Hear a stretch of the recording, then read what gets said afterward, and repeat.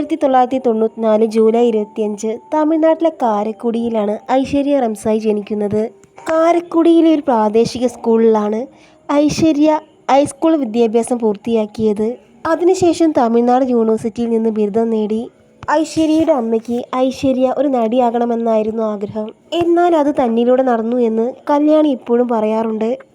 ഐശ്വര്യയുടെ പിതാവിൻ്റെ പേര് റംസായി എന്നാണ്. തമിഴ്നാട്ടിലെ ഒരു ചെറുകിട വ്യവസായമാണ് ഐശ്വര്യയുടെ അച്ഛൻ ചെയ്യുന്നത്. ഐശ്വര്യയുടെ അമ്മയുടെ പേര് ശ്രീമതി എന്നാണ്. ഐശ്വര്യയ്ക്ക് 2 സഹോദരിമാരും ഒരു സഹോദരനുമുണ്ട്. സഹോദരിമാരിൽ ഒരാൾ അറിയപ്പെടുന്ന തമിഴ് സീരിയൽ താരമാണ്. ജനപ്രിയ സീരിയലായ കുലദൈവം എന്ന സീരിയലിലൂടെയാണ് ഐശ്വര്യ അരങ്ങേറ്റം കുറിച്ചത്. അതിനുശേഷം സുമംഗലി എന്ന TV സീരിയലിൽ താരം അഭിനയിച്ചു.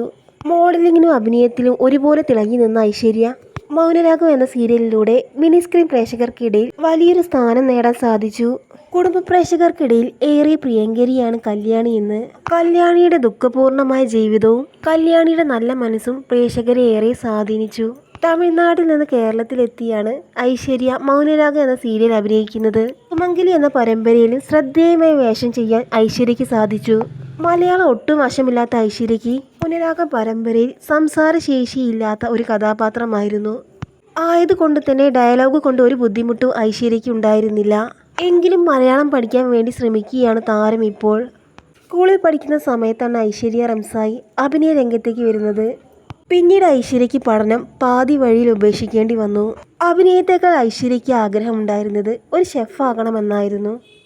കല്യാണി എന്ന ക്യാരക്ടറിനെ സ്വന്തം ക്യാരക്ടറുമായി ഐശ്വര്യ താരതമ്യം ചെയ്യുന്നത് ഇങ്ങനെയാണ്.